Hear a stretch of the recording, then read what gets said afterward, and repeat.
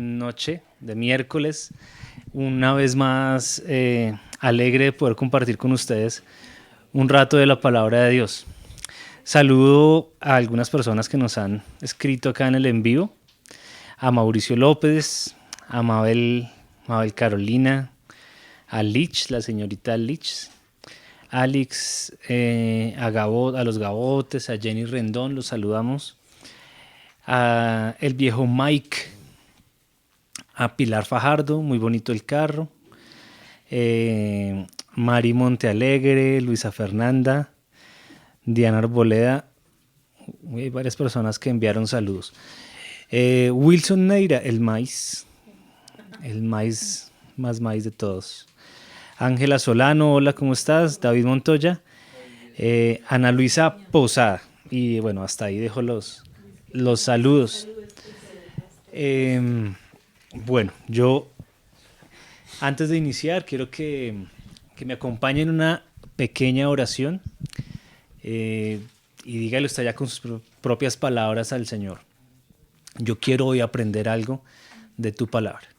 Dígale eso como quiera decírselo y acompáñame en esa oración. Entonces, Señor, hoy nos acercamos nuevamente a ti, sabiendo que no tenemos ningún mérito para hacerlo, sabiendo que la única razón por la que podemos hacer esto, de orar a ti, de hablar contigo, siendo tú un Dios santo y nosotros pecadores, es solamente por los méritos de tu Hijo Jesús. Así que hoy, con nuestro corazón, con nuestra mente, oramos a ti y te pedimos que tú nos ayudes a aprender algo hoy de aquello que dejaste en tu palabra. Hebreos, Señor, nos enseña que antes hablabas a través de profetas al pueblo de Israel, pero después de que vino tu Hijo a la tierra, nos hablas a través de las cosas que Él dijo y lo que tenemos en la palabra. Así que hoy te pedimos que nos enseñes algo más de ti. Cada charla contigo, cada momento contigo debe marcarnos, Señor, para poder cada día parecernos un poquito más a ti, Señor. Gracias, Señor. Y te pedimos que hoy no sea la excepción, que hoy podamos aprender algo que en nuestra vida cotidiana podamos decir: yo esto lo hago no porque se me ocurrió y soy brillante, sino porque un día lo aprendí de la palabra. Amén, Señor. Bueno, vamos a continuar nuestro estudio de la segunda carta de Timoteo. Y en ese estudio de la segunda carta a Timoteo, pues hemos visto recientemente varios temas. Hay un tema que se inició con la exposición que hizo Aldo acerca de la importancia de perseverar en la palabra, de perseverar como ministros del Señor. Y luego, que es una recomendación que Pablo le está haciendo a su amigo y discípulo Timoteo. Y después de eso, estuvimos viendo hace 8 días con Nana un tema relacionado al llamamiento santo que el Señor hace a esas personas. Así como las características de ese llamado que nos deben llevar a vivir una vida santa y de obediencia. Y que ese llamamiento no tiene nada que ver con las obras que nosotros hacemos. Así que si usted se cree muy bueno, bájese de la nube porque no lo es tan bueno. Me enteré, la vida es así, de un mensaje que alguien dijo: hace falta más gente buena como yo. No, usted es malo. Si usted escribe esos mensajes, usted tal vez se saltó una parte del Evangelio en la que claramente le recomendaría que se leyera Romanos, en especial los primeros 3 capítulos, donde Pablo arranca diciendo en el primer capítulo la terrible condición a la que ha llegado el ser humano. Habla de los peores pecados que el ser humano ha desarrollado por haberse alejado de Dios, y Dios dice: bueno, se creen muy inteligentes, entonces pues hagan lo que quieran. Se creen muy inteligentes, háganlo a su manera. Y efectivamente el ser humano lo hizo a su manera y la perdición fue total, los resultados terribles. Y el ser humano una y otra vez demuestra que no está capacitado para seguir a Dios. Luego en el capítulo 2 después de dar un ejemplo de cómo muchas personas se rebelaron contra Dios, Pablo le dice de una manera muy tierna a los romanos, a sus hermanos en la iglesia de Roma. Él no le está hablando a personas incrédulas. La carta a los romanos se la escribe a sus hermanos que estaban viviendo en Roma. Y en el capítulo 2 el aterrizaje es de barriga, porque les dice, ustedes son iguales a esas personas. Muchos de los romanos tal vez dirían, no, pero yo nunca adoré un reptil, yo nunca he sido homosexual, yo nunca he practicado tales cosas tan terribles como las que el capítulo 1 dice. Y el capítulo 2 arranca entonces diciendo, usted es igual a ellos, y da las razones por las cuales todos los hombres hemos caído de una moral y tenemos una condición pecaminosa constante. Y cierra el capítulo 3 de su introducción a los romanos. El saludo fue ese. El saludo fue en 3 capítulos donde los baja de la nube. Y creo que eso es saludable para nosotros. El capítulo 3 tiene versículos como el 10, muy famoso, que es porque no hay justo ni aun uno. O el versículo 23 también muy famoso, por cuanto todos pecaron y están destituidos de la gloria de Dios. Entonces, el capítulo 3 termina ese cierre como la conclusión de esa introducción. Les recomiendo entonces a aquellos que se le conoce como moralista, es el término que usan las personas para describir a aquellas personas que creen que son buenas, el moralismo. Entonces, como yo no he matado, como yo no soy ladrón, como yo no soy corrupto, y pues está bien ser buen ciudadano, está bien no asesinar a alguien, pues es apenas lógico que está bien, pero eso no quiere decir que seamos personas buenas. Somos terriblemente malos, y un pequeño examen, ni siquiera tan profundo examen de nosotros mismos, hará aflorar ese diagnóstico. Así que por eso en la carta a Timoteo enfatiza Pablo ese pedazo de no es por sus obras, no es por sus obras. El llamamiento a una vida santa es simplemente por la gracia y una elección de la cual estuvimos hablando el domingo un poco. Una elección que hizo Dios, como dice la carta a los romanos también en el capítulo 9, antes de haber nacido, Dios ya había hecho elecciones de varias personas y pone varios ejemplos ese capítulo 9 de Romanos. Y de eso estuvimos hablando un poco el domingo, y cómo el Señor cierra ese llamamiento o nos lo confirma y nos lo hace evidente cuando envía a Jesús a la tierra. Más o menos ahí vamos. Y esa evidencia que nos da a través de Jesús. Hablamos también un poco el domingo de por qué la fe cristiana es tan sólida y tan firme. Es una fe racional, es una fe que no es una locura sacada de los cabellos, es una fe que tiene un sustento histórico, un sustento teológico, un sustento muy fuerte en la resurrección de Jesús, y eso es evidente aún en nuestros días después de que han pasado tantos años. Sigue siendo una base muy sólida para la fe que Pablo le está diciendo a Timoteo y que nosotros estamos compartiendo hoy. Y Pablo dice que entonces esa evidencia hace que la evidencia de la resurrección hace que, como Él venció la muerte, podamos ser llamados nosotros de la muerte a la vida y seamos personas que podamos ser salvas a través de una herramienta. Y esa herramienta que dice el versículo 10 del primer capítulo de esta carta que estamos estudiando es el Evangelio, es la buena noticia. Y ahí vamos, eso es lo que más o menos recientemente hemos estudiado. Pero si usted se ha perdido alguna de las charlas, ahí quedan todas en el Facebook, y en un día que tenga el espacio las pone y se pone al día como de este estudio que venimos realizando. Hoy entonces seguimos con el versículo 11 de este primer capítulo. Voy a leer desde el 10 y dice: y ahora todo esto Él nos lo ha hecho evidente mediante la venida de Cristo Jesús nuestro Salvador. Destruyó el poder de la muerte e iluminó el camino a la vida y a la inmortalidad por medio de la buena noticia. Otras versiones dicen el Evangelio. Y ahora el versículo 11 que estudiaremos hoy. Y Dios me eligió para que sea predicador, apóstol y maestro de esta buena noticia. Dice Pablo a Timoteo: Dios me eligió para que yo sea predicador, apóstol y maestro de este evangelio. Entonces, siguiendo el hilo que veníamos hablando, del cual hice un breve resumen, si la herramienta a través de la cual una vez Dios manifestó evidentemente al hombre que Jesús era Dios, la herramienta para proclamar eso y que cada ser humano que Él escogió para un llamamiento santo viniera a conocerle fue el Evangelio. Esa es la herramienta. Hasta ahí vamos claros. O sea, hasta ahí el mensaje de Pablo a Timoteo es: hay una sola herramienta y la herramienta fue determinada por Dios, quien usó esa herramienta para acercarse y que las personas se puedan acercar a Él, aquellos que desde antes de la fundación del universo Él llamó para una vida santa. Y eso pues nadie lo sabe. Usted no sabe quiénes son esas personas. Dios es el único que lo sabía.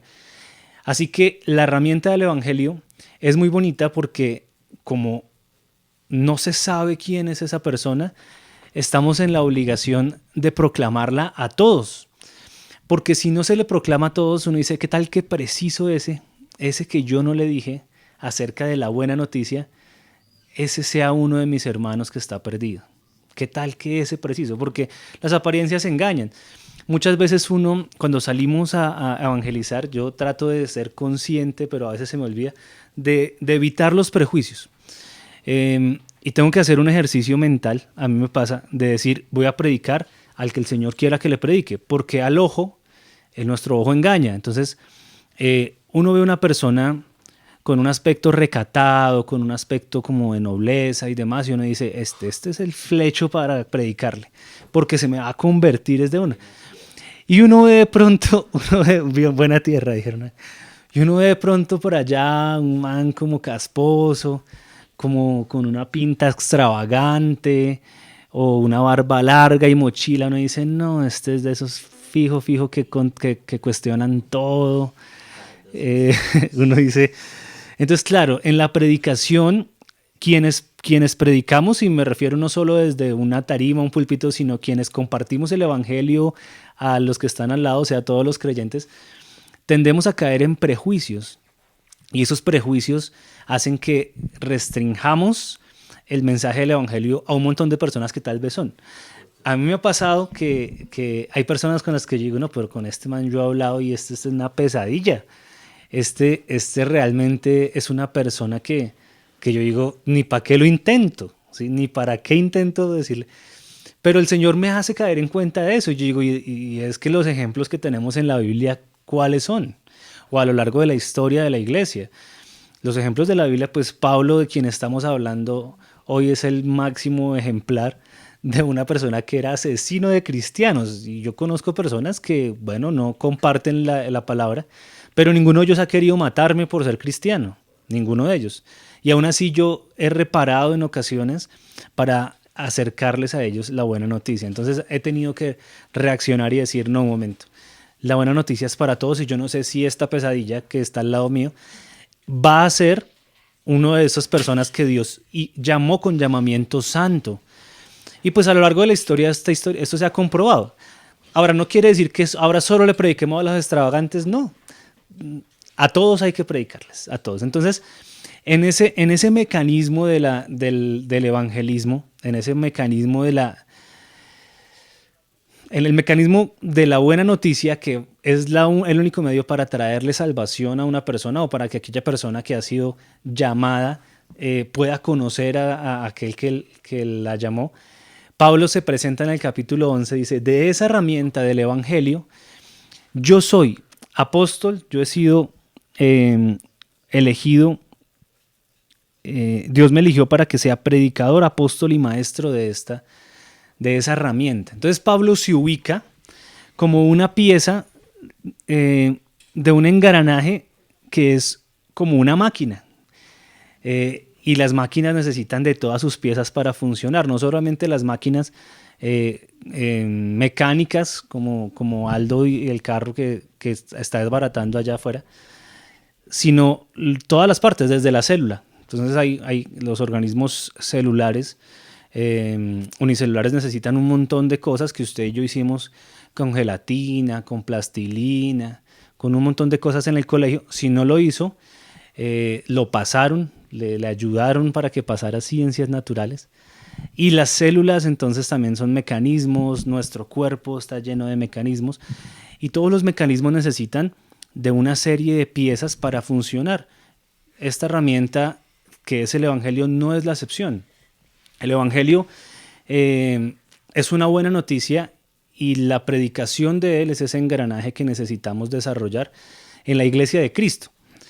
Ese engranaje ha sido malinterpretado durante varias épocas de la historia, en esta que estamos viviendo muchísimo más que en otras, y ese engranaje a veces han tratado de complicarlo demasiado y de añadirle un montón de cosas que no hacen parte del engranaje original, y sí descuidar como unas que hacen parte de ese engranaje original. Entonces Pablo acá se ubica como una de esas partes de esa herramienta. Él dice que él es su función dentro de esa mecánica de salvación es ser predicador, ser apóstol y ser maestro. Pablo desarrolló la labor de apostolado. El término apóstol en la palabra apóstolos, es el original griego, significa enviado.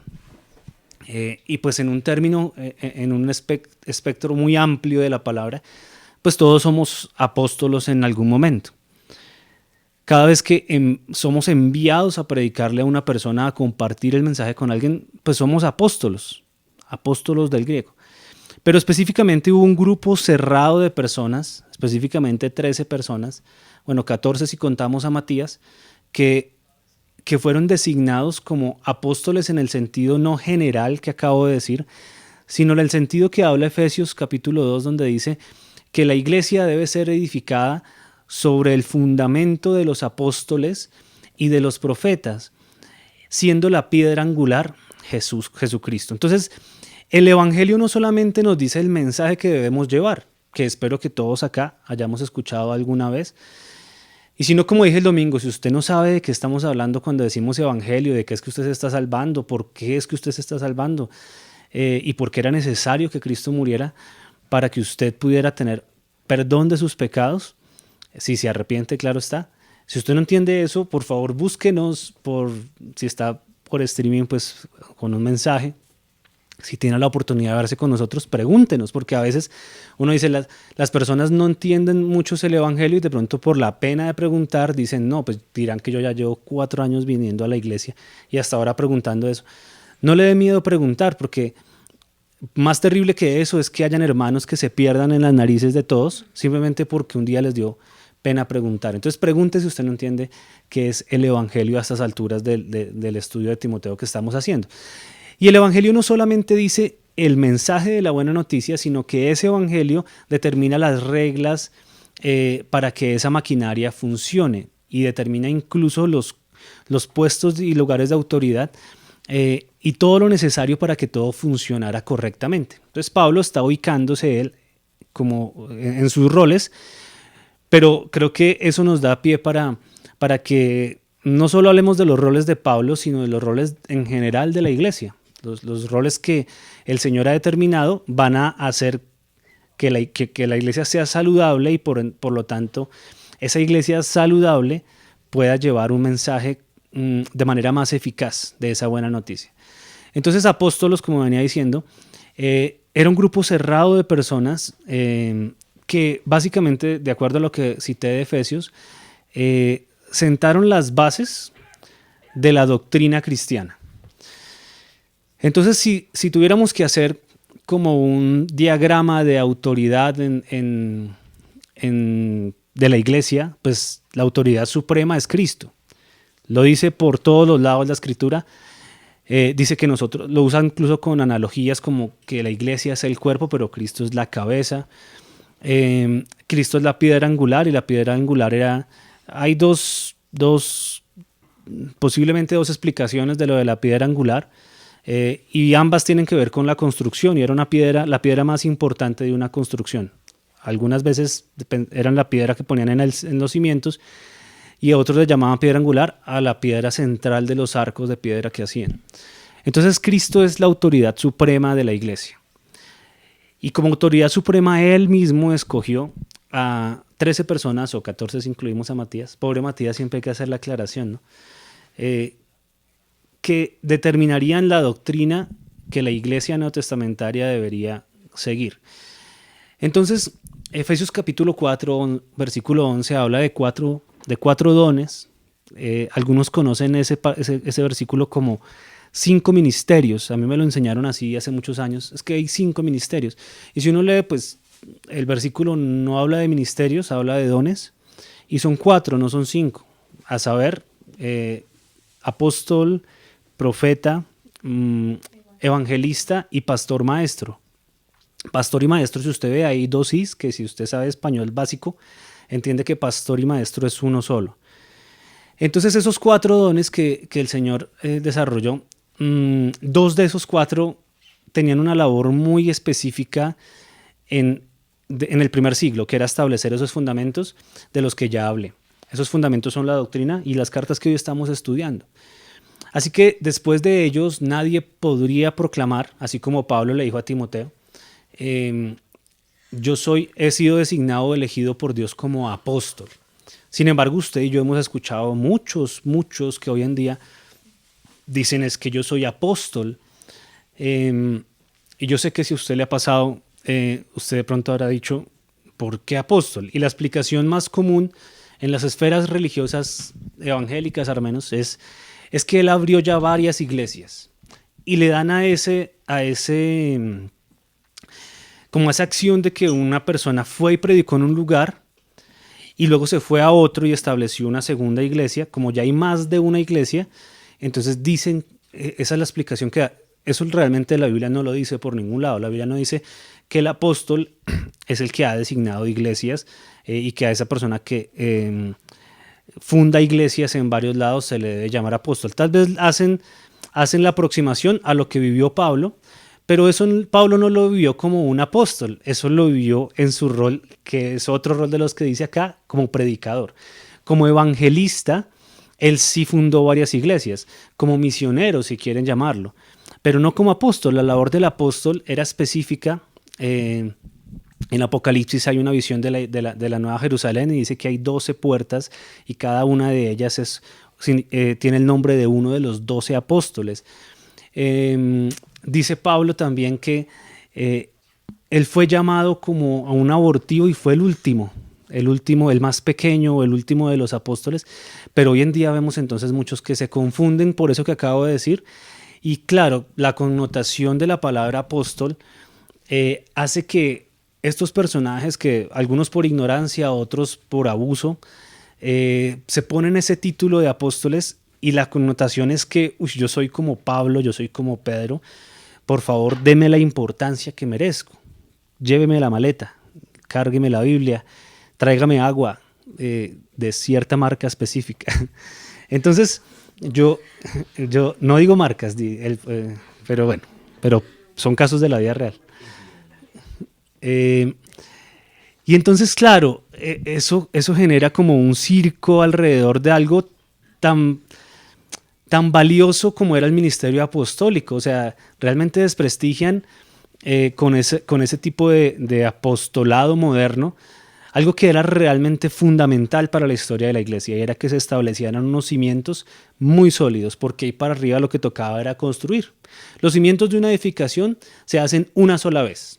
Si hay que hacerlo 2 veces, pues hay que tumbar la edificación para volver a hacer cimientos. Los cimientos se hacen una sola vez. Y esa era la labor, de acuerdo a Efesios capítulo 2, versículo 20, de los apóstoles y de los profetas. Entonces, de esos 4 dones que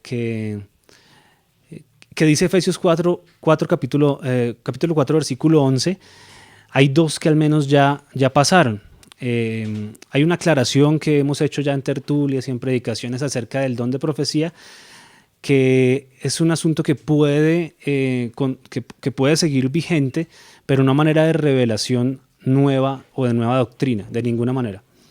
Entonces los profetas como Isaías, Elías y todos ellos recibieron un mensaje de parte de Dios, y ellos fueron junto con los apóstoles quienes determinaron el cimiento de la iglesia. Entonces hoy cuando dice vote por el apóstol, estos días que que hay elecciones. Usted va a encontrar publicidad, vote por el apóstol. No digo nombres, pero no robarás. Entonces, eso. Entonces usted va a decir, oiga, pero yo aprendí en la Biblia que ya no hay apóstoles. Este señor, ¿por qué dice que es apóstol? Otros dicen, no, es que yo he hecho milagros y demás, y bueno, eso es otra cosa. Vaya uno a comprobar los milagros, porque las señales que acompañaron a los apóstoles eran señales demasiado notorias a todas las personas. Y pues estos señores que se hacen llamar apóstoles, yo sí he visto que hacen milagros. Desaparecen relojes de oro, desaparecen cadenas de oro, desaparecen billetes, ellos le hacen el acto de magia.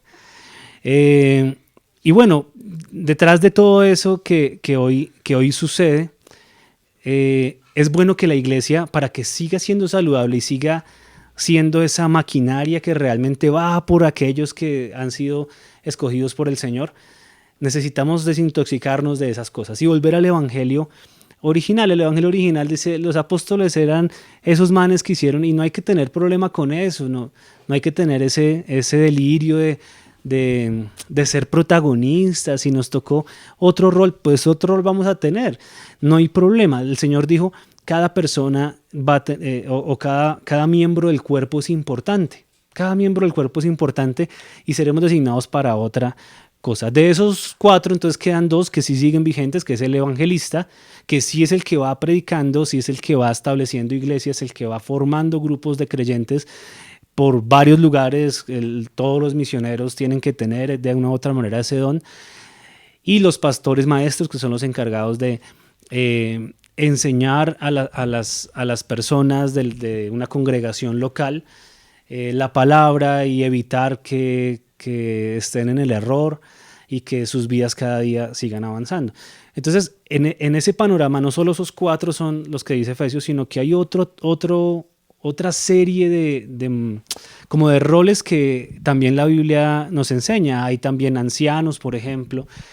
Hay diáconos, donde en la primera carta de Timoteo vimos que en el capítulo 4, eso ya lo estudiamos hace unas semanas, cómo las iglesias locales llega un punto en el que van a tener que hacer como un nombramiento, y dice que ese nombramiento de ancianos no debe hacerse a la ligera. Eso lo estuvimos estudiando, porque la iglesia sí necesita a esos ancianos y no uno solo. Dice que en plural siempre usa la palabra cada vez que en el Nuevo Testamento se refiere a los ancianos de una iglesia, se refiere en plural. Solo se usa en singular cuando es un caso específico de nombramiento o cuando alguien habla en nombre propio. De resto siempre habla de un grupo de personas que son ancianos, y ancianos no significa que sea viejo, sino que sean personas maduras en la fe. Y el rol de los ancianos pues es acompañar al pastor de la iglesia en la labor que él tiene, que es cuidar, proteger, guardar del error, etcétera, etcétera, a las personas. Entonces ahí hay otro grupo de personas sirviendo. Hay otro grupo de personas que son los diáconos, y los diáconos digamos que son un apoyo de esos ancianos. Entonces digamos que ahí va todo el engranaje cogiendo forma, y uno ve cómo el Señor determinó no que el evangelio hiciera que ciertas personas trabajaran solos y hicieran un trabajo que es imposible realmente hacerlo solo, sino que entre toda la madurez que le va dando el Señor a la iglesia, se constituya ese engranaje que puede ser útil para todo lo que estamos hablando de compartir el evangelio. Pablo dice que él al menos en otros pasajes de la Biblia se nombra a sí mismo en otros roles, pero en este específico dice que al menos en 3 específicos: el de evangelista o predicador. La palabra predicador que dice acá es la palabra griega como kexis, no sé si la pronuncio bien, no sé griego, pero se lee como kexis o algo así, y significa heraldo, o significa como pregonero, como los pregoneros de los buses, es alguien que va pregonando, o los pregoneros que usaban antes los reyes, como un heraldo. Y entonces él, aparte de desarrollar, Pablo, la doctrina que íbamos luego, sobre la cual íbamos a edificar la iglesia luego todos, él junto a Pedro, a Juan, a Santiago, a todos ellos, aparte de eso también era el heraldo o predicador o pregonero de la buena noticia. Entonces él desarrollaba las bases, pero también pregonaba esas noticias. Después de eso, él dice, soy maestro, o sea que también estableció la base, le tocaba harto camello a Pablo, ¿no?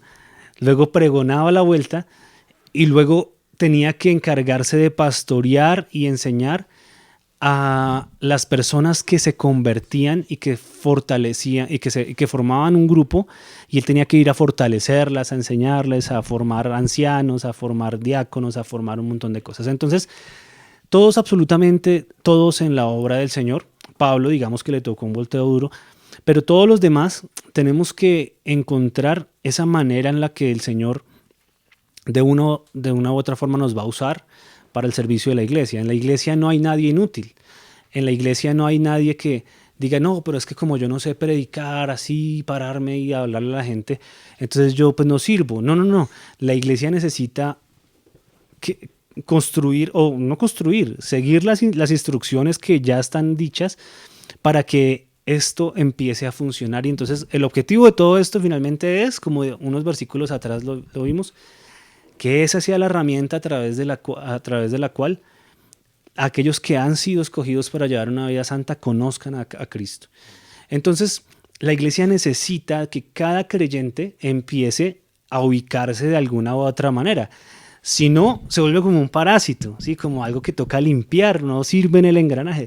El engranaje necesita ruedas grandes, necesita ruedas chiquitas, y en la iglesia pasa eso.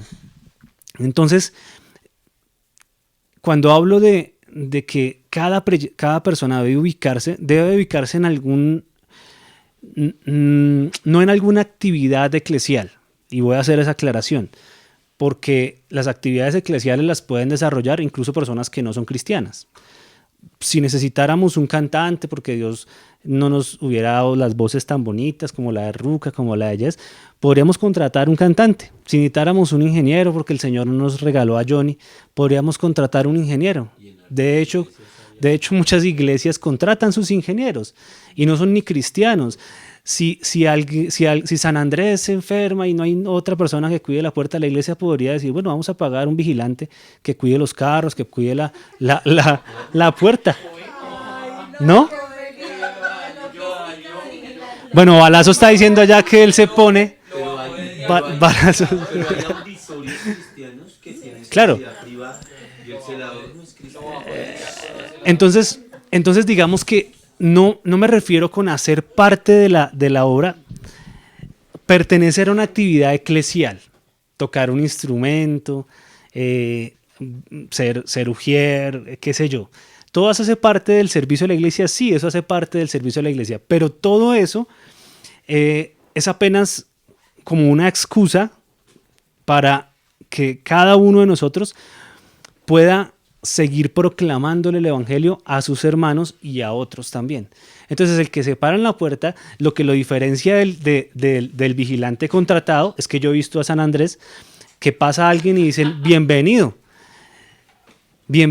quiere tinto, no sé qué tal, y yo he visto a él, por ejemplo, allá en la puerta predicándole a una persona, y entonces luego salimos y él está predicándole allá a una persona y empezamos a llevar el mensaje. Entonces él sabe que quedarse en la puerta a veces es apenas la excusa que él va a desarrollar en la iglesia para que le lleve el mensaje, porque qué tal que ese que pasó sea uno de los que ha sido llamado para llevar una vida santa. Y así con todos, el que canta no canta para ganar Grammys, el que canta debe cantar para decir, tal vez esta canción se puede convertir en la oración a través de la cual alguien pueda dirigirse al Señor y rendir su corazón a Él. No es para mi admiración, no es para demás. Y pues ni qué decir de los demás que somos totalmente prescindibles, como los que tocamos un instrumento o demás. Johnny ha comprobado una otra vez que somos prescindibles totalmente. Él pone allá un aparatico a sonar y suenan baterías perfectas, suenan bajos perfectos, suenan guitarras perfectas. Entonces, cuando lo hacemos y lo ejecutamos, creo que debe ser una excusa para decir, bueno, vamos a aportar a que a través de la fiesta que hagamos para el Señor, alguien pueda decir, yo conocí al Señor en un momento así. Y ese debe ser el objetivo de todo este engranaje, que las personas conozcan. Entonces, cuando yo le digo, cada persona debe involucrarse de una u otra manera, es necesario que se entienda que lo que estoy hablando es de la manera en que las personas van a compartir el evangelio a otros, ya sea a sus hermanos o a alguien que no conozca el evangelio. A eso me refiero con involucrarse en todo esto, porque Pablo no está hablando acá de una organización. Él no está hablando acá de, bueno, y yo veré, me acomoda las sillas en 3 hileras y trapea 3 cuadritos. No está diciendo eso. Pablo no deja esos detalles porque eso es apenas la logística que cada persona, de acuerdo a su propio contexto, va a tener que desarrollar. Nosotros, por ejemplo, no tenemos un auditorio propio, entonces en una época estuvimos en una casa y organizar una casa es diferente a organizar un auditorio, o ahorita que nos prestan un auditorio, eso hace que desarrollemos unas actividades específicas para poder recibir y entregar ese lugar. Entonces, que si se quedan las llaves, eso es un problema, etcétera. Ya me tocó correr por llaves un día. Entonces, eso es apenas la logística que cada persona va a tener su propio chicharrón, de acuerdo a las circunstancias que viva en la ciudad o lugar donde esté. Lo que está hablando Pablo acá es efectivamente que cada persona aporte en el desarrollo de esa herramienta que es las buenas nuevas. Entonces, la iglesia, en la medida que cada creyente va entendiendo su rol y su compromiso, pues la iglesia va a tener muchas más personas capacitadas para enseñar a otros, y entonces la labor de formación del nuevo creyente va a ser mucho más fácil. Y los nuevos creyentes, también quiero hacer la aclaración, se entiende por nuevo creyente alguien que acaba de conocer el evangelio, no alguien que lleva un montón de tiempo sin involucrarse activamente en la iglesia. Y creo que ya aclaré mucho a qué me refiero con involucrarse. No me diga, llevo 5 años tocando la guitarra. Dígame, llevo tanto tiempo estudiando la palabra y compartiéndosela a mis hermanos. Llevo tanto tiempo siendo testimonio de fe para la vida de mis hermanos. Y ahí voy a citar un texto que está en la carta de Hebreos, perdón. Sé que se me hizo el cosito. En Hebreos capítulo 13 tenemos un texto que es muy chévere. No me rindió más así que con la cosita. Hebreos 13, 7 dice: acuérdense de los líderes que les enseñaron la palabra de Dios. Piensen en todo, no dice, acuérdense del guitarrista, acuérdense del bajista, acuérdense del sonidista. No, él dice, acuérdese de los líderes. Está hablando de ancianos, de personas de las diferentes cosas que acabo de hablar. Puede ser pastores, puede ser maestros, puede ser diáconos, pueden ser ancianos, qué sé yo. Él está hablando ahí de líderes que les enseñaron la palabra de Dios. Piensen en todo lo bueno que haya resultado de su vida y sigan el ejemplo de su fe. Entonces, la labor de los creyentes, una vez conocemos a Cristo, es empezar a madurar, y una vez hemos madurado en la fe, una vez se nos ha explicado el evangelio, debemos empezar a desarrollar esto, de tal manera que algún día alguna persona pueda decir, yo me acuerdo de fulanito, y ahí ponga su nombre, yo me acuerdo de fulanito que él me enseñó la palabra de Dios y pienso en todo lo bueno que resultó de su vida y voy a seguir su ejemplo de fe. Entonces, que alguien un día piense eso de usted, es a lo que me refiero con que usted sea parte activa del engranaje del evangelio. Y pues acá, en ese sentido, tiene que haber una cosa que el evangelio no complica, y como dije al inicio, se complica de muchas maneras en la actualidad. De muchas maneras, como usted no puede ser líder, porque esa etiqueta de líder, digamos que ha sido interpretada de un montón de maneras raras, porque valga la aclaración, la interpretación bíblica de todos estos roles que estoy diciendo es básicamente servir a otros, es básicamente eso. Sin embargo, la connotación de líder que se le ha dado se parece más a un líder político, o yo no sé, ni siquiera político, un líder de alguna pirámide o alguna cosa así de multinivel. Entonces, la connotación de líder hoy ha sido contaminada con cosas como sea líder en 5 pasos o haga el curso de liderazgo que dura 1 año, ¿sí? Hasta antes usted no puede hacer absolutamente nada.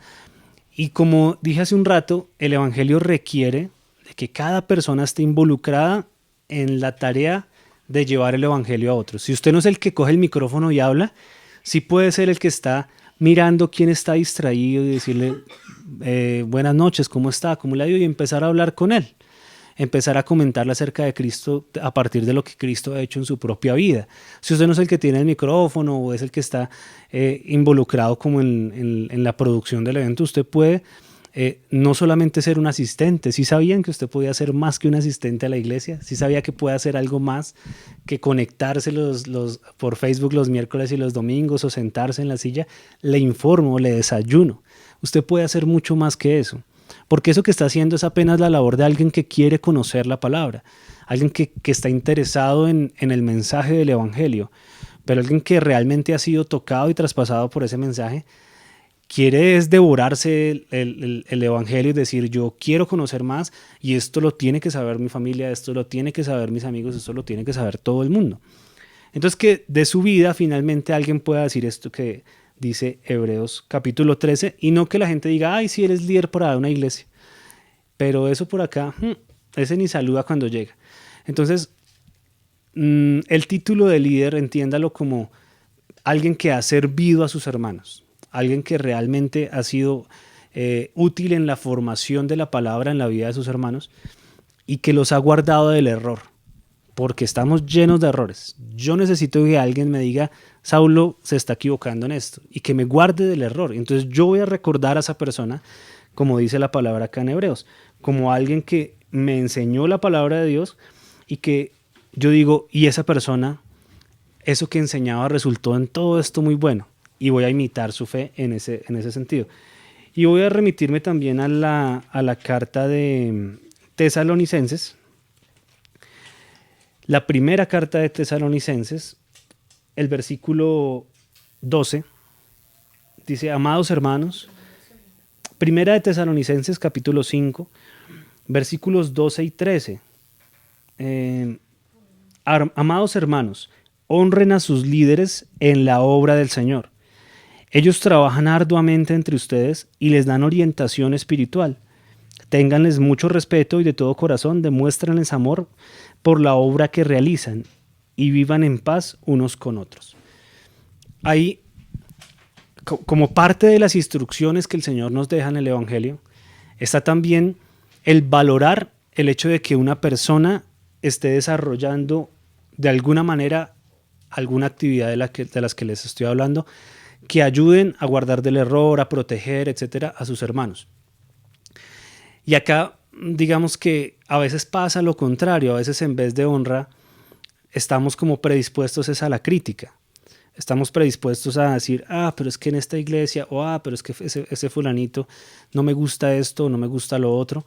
Y acá la instrucción es, honren a esas personas, no dice son perfectas, no dicen idolátrelos, simplemente honrelo y tenga como valioso eso que le están enseñando. Obviamente no se refiere a personas que enseñan una falsa enseñanza, porque pues de hecho quienes enseñan un falso evangelio casi siempre procuran ser idolatrados por las personas a quienes les están hablando. Me refiero a situaciones de sana doctrina donde uno puede verle falladeras a esos ancianos, ya sea el pastor, sea algún anciano de la iglesia, sea algún diácono, sea alguna persona que de una u otra manera está ayudando a servir al servicio de sus hermanos. Y la instrucción es hay que honrarlo, ¿sí? Hay que honrar a todas las personas que desempeñan algún trabajo. Cuando vamos a predicar allí a Candelaria, a los niños de Candelaria, todos estamos de alguna u otra manera desempeñando un rol allí. Y es tan valioso el que llega temprano a tener ese lugar limpio para que haya un lugar cómodo para que los niños presten atención al mensaje, como el mismo que da el mensaje. Lo importante es que ambos entiendan que mientras están predicando o mientras están recogiendo papeles del piso, papeles por ser decentes, porque se recogen muchas más cosas que papeles, entonces que todos entiendan que eso lo están haciendo porque hay un líder una autoridad suprema en la iglesia que es Cristo. Y Él es el que ha dado la instrucción, hay que llevar la buena noticia. Yo no tengo que ir a recoger los papeles simplemente porque pertenezco a esa organización logística y esa organización logística me asignó recoger papeles. No, porque entonces eso también se puede contratar. Uno puede decirle a Ciudad Limpia o a Aseo Capital, venga y limpie este parque.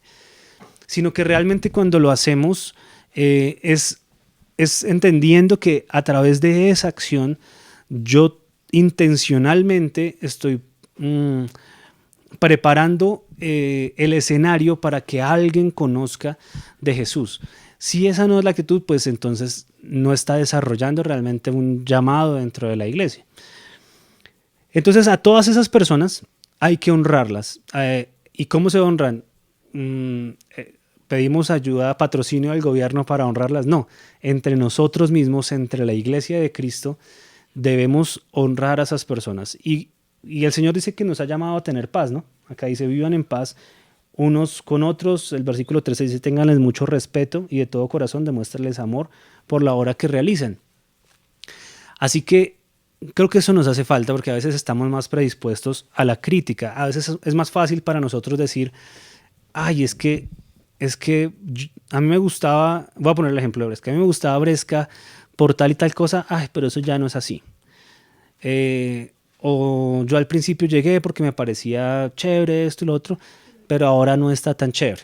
Ahora está de X o Y manera, no voy a poner, digamos, no se me ocurre un ejemplo específico en este momento, pero sí he escuchado ese tipo de manifestaciones que creo que son naturales de nuestra carne, porque nuestra carne experimenta con algo y una vez ha sido saciado esa intriga, esa curiosidad o ese deseo, pues ya, la carne quiere más, lo desecha y ya. Entonces si alguien llegó por casualidad a Bresca, por ponernos nosotros como ejemplo, no sé, porque eran rockeros, y luego dice, no, pero cada vez hacen canciones más bobas. Entonces antes rockeaban duro y ahora hacen canciones románticas. Entonces ya, los estoy spoileando. Entonces yo ya no me siento un feeling porque ya, sí. Entonces yo digo, bueno, eso es parte de todos los deseos de su carne, pero de ninguna manera constituyen algo de peso como para criticar de manera negativa al ministerio que está desarrollando una persona. Sí puede criticar de manera constructiva, claro, si a usted le parece que tenemos que hacer cada vez rock más pesado, entonces nosotros le decimos, listo, vamos a tener en cuenta su opinión. Pero es por poner un ejemplo, pero hay muchas otras dinámicas que enamoran en un principio, pero que luego como que uno dice, bueno, pero esta gente ya no hace esto, o es fácil criticar el ministerio y la obra que hace alguien. Y lo que nos está enseñando Tesalonicenses es que hagamos lo contrario. ¿Por qué? Porque deberíamos ser parte de la solución y deberíamos estar metidos en eso mismo que criticamos. O sea, decimos, bueno, en Bresca se me acaba de ocurrir una. En Bresca a mí me gustó que hicieran serenatas a las 12 de la noche, a todas las casas allá llegaban un parche de locos en todos los cumpleañeros. Entonces, ay, me encanta eso. Ay, pero eso ya no lo hacen, esta iglesia se volvió aburrida. Entonces yo le digo, usted debería estar como parte de este cuerpo gestionando la siguiente serenata, ¿sí? Armando lo siguiente que para usted fue edificante, pero que puede ser edificante para otra persona. Puede ser edificante caerle a la medianoche. La versión moderna de eso es la imagen que manda Ruca también a las 12 de la noche, como anoche. En el último minuto manda en vez de serenata, hay imagen. Pero si usted dice, no, es que eso me gusta de Bresca, pero ya no, entonces yo le animo, hermano, aprenda a tocar 4, aprenda de 3 boleros y vamos a cantarle. Y si usted nos dice a nosotros, tal vez por las ocupaciones que andamos se nos olvida eso, pero si alguien lo recuerda, de pronto digamos, listo, pase por mí y gestione todo y hagámoslo. Por poner ejemplos muy normalitos, ¿no? Pero podría poner ejemplos también acerca de la enseñanza. Uy, es que allá sí te dan es duro. Y cuando le dan duro, uy, no, es que acá son muy raones. No, señor. Realmente hay que valorar cuando un hermano en el desarrollo de su ministerio por la palabra nos exhorta o nos enseña o nos guarda del error. Por último, ya queda claro que apóstol habían solo esos. Él dice que era predicador, que era una labor de evangelista. Y la labor de maestro también la hacía Pablo. Y la Biblia dice, no procuren muchos hacerse maestros. No porque no se necesiten, realmente se necesita que muchas personas enseñen la palabra, sino más que todo por la responsabilidad que conlleva saberla. Porque si usted se prepara y le pide al Señor que derrame ese don sobre su vida, usted tiene que aprender a usarlo, no solo con ese, sino con cualquier otro don. La Biblia dice que el Espíritu Santo reparte a su iglesia dones como Él quiere.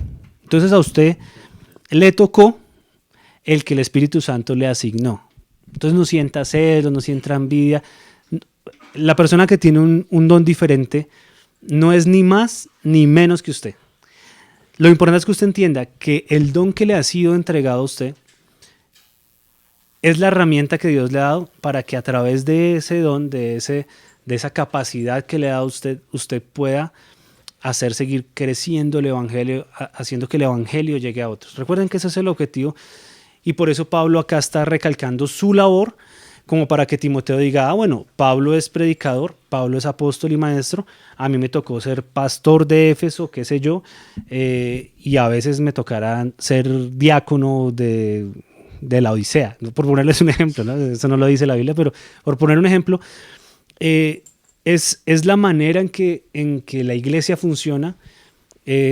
Las iglesias, cada iglesia local, digamos, tiene su propia autoridad para organizarse de esa manera y creo que es un modelo muy bonito que el Señor hizo porque es un modelo que permite que se forme como una familia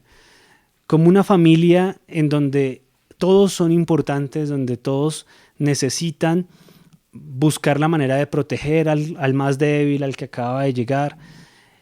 Y entonces ahí estamos en esa labor de crecimiento en el desarrollo de la predicación del evangelio. Entonces ya sabe, usted no es apóstol ni va a ser apóstol. Profeta tampoco va a ser. Si acaso don de profecía algún día, lo dudo. Pero evangelista seguramente sí le vaya a tocar, o pastor maestro, o seguramente le vaya a tocar ser anciano o diácono en algún aspecto. Entonces prepárese y empiece a disponer su corazón al Señor. Y su corazón no es una sensación acá en el pecho, su corazón es la mente. Disponga su corazón no es, uy, si me hago un masaje cardiovascular, no.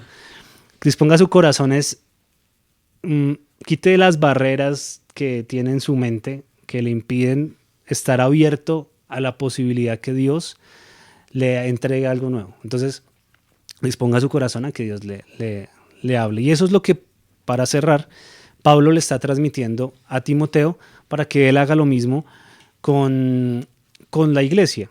Y como cierre de este versículo de hoy, una anotación final es a todos los diferentes roles que he venido hablando durante toda esta charla, desde apóstoles hasta diáconos y lo que sea, la Biblia les exige lo mismo.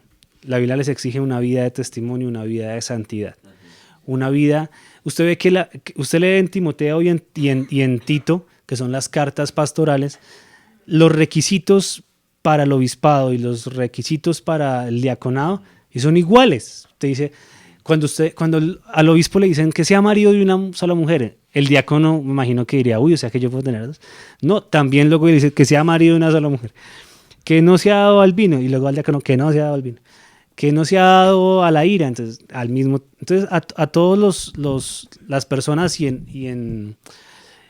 a lo largo de toda la escritura del Nuevo Testamento se exige de los ministros, de las personas que están desarrollando esa labor, lo mismo que es llevar una vida santa conforme a ese llamamiento santo que ya hemos estudiado.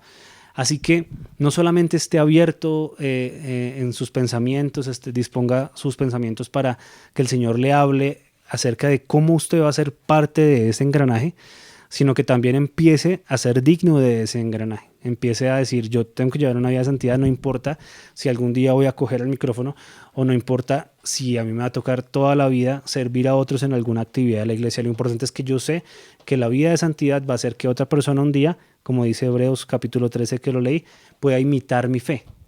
Chévere que digan de ustedes eso, ¿cierto? Chévere que digan, yo imito la fe de esa mujer, imito la fe de ese hombre.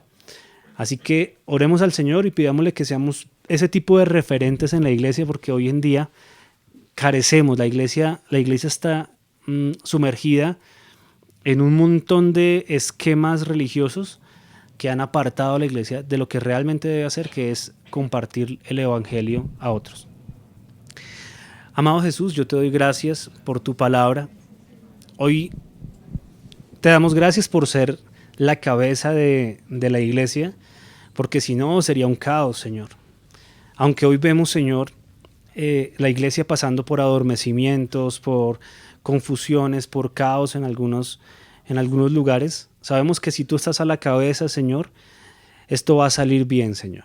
Sabemos que el plan que nos has dicho para la iglesia es que un día saldremos victoriosos contigo y que tú, Señor, celebrarás junto con nosotros la victoria que nos habrás dado en esta tierra. Gracias, Señor, porque eso es una promesa que creemos y nuestra fe, como dice la carta a los hebreos también, es como la fe que nos has regalado tú, porque ni siquiera es de nosotros, es como una ancla firme en la presencia de Dios. Allá tenemos un ancla y nos sujetamos de la cadena porque sabemos que de allá tú no nos sacas. Gracias, Señor, por eso, por ser la cabeza.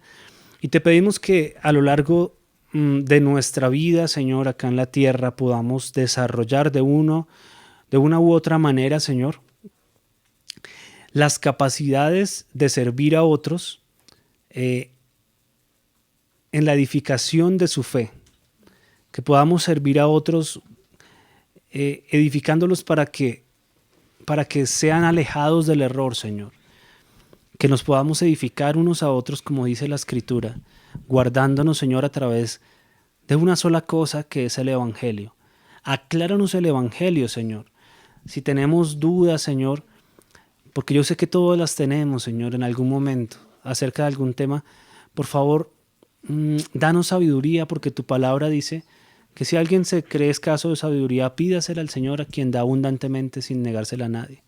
Así que hoy pedimos por tu sabiduría, para que podamos dirigir, Señor, este engranaje, Señor, para que podamos ser la pieza grande o pequeña, cualquiera, pero que podamos coordinadamente, Señor, ser personas que siguen trabajando por la expansión de la palabra tuya, Señor, entre nosotros mismos y a otros que no te conocen. Te pedimos por aquellos que tú has escogido, Señor, que tú llamaste desde antes de la fundación del mundo, desde antes que estuvieran, Señor, en el vientre de sus madres.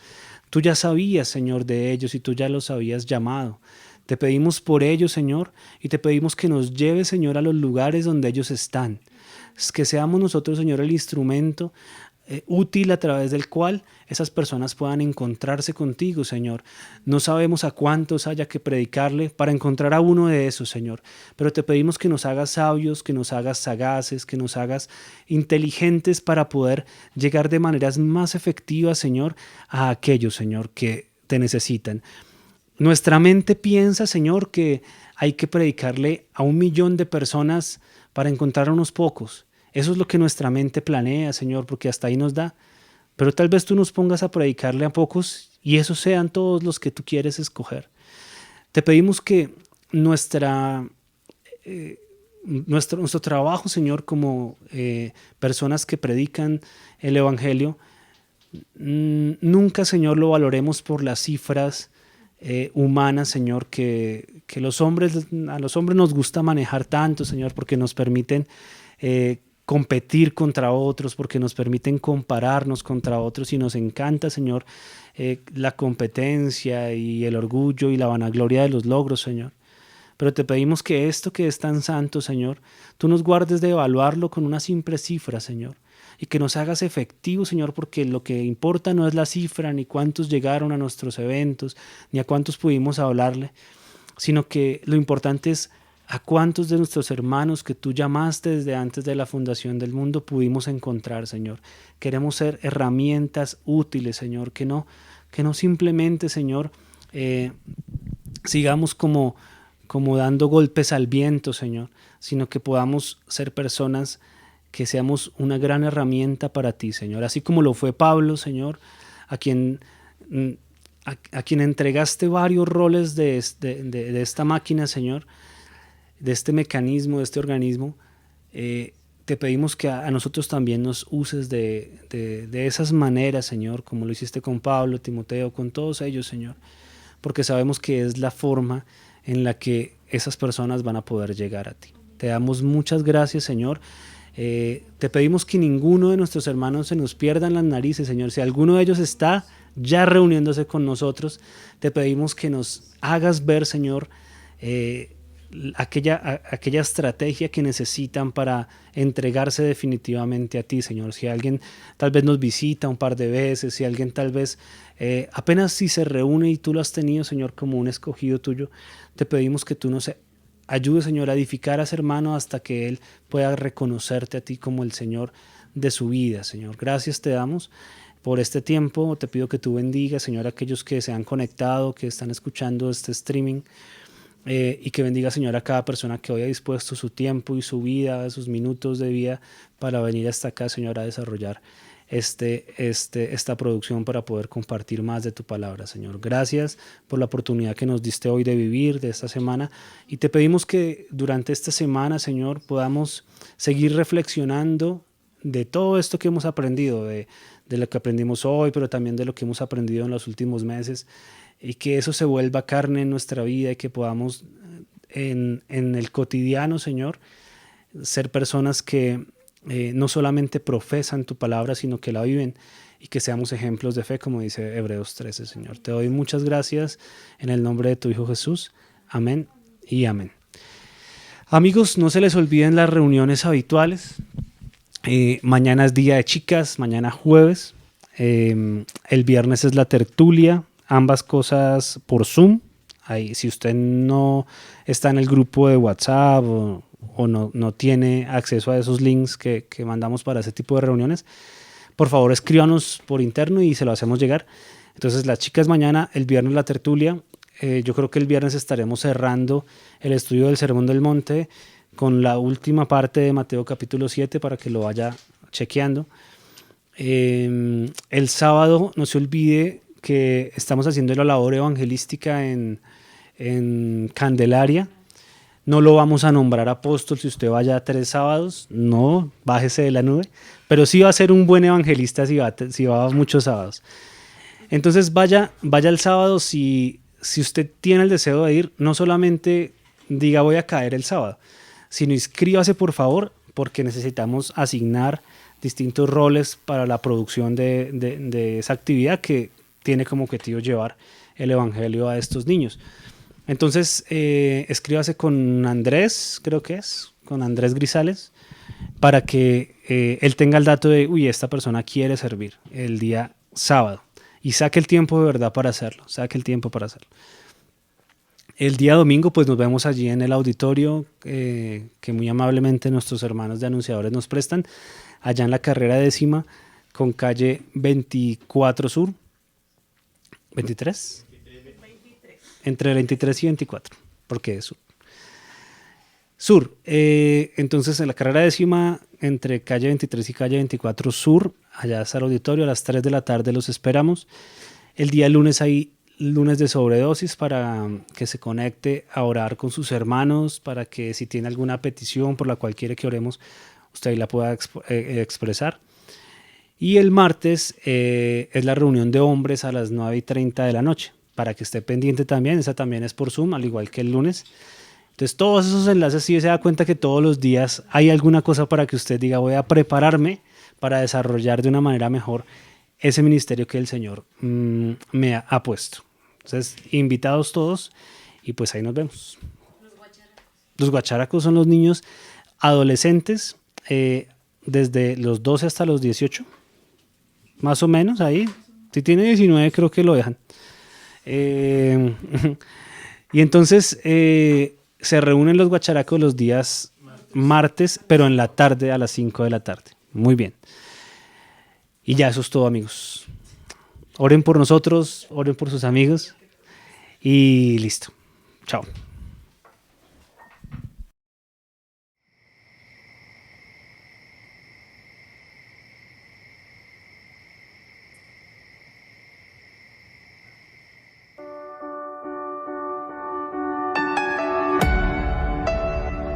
Oh man.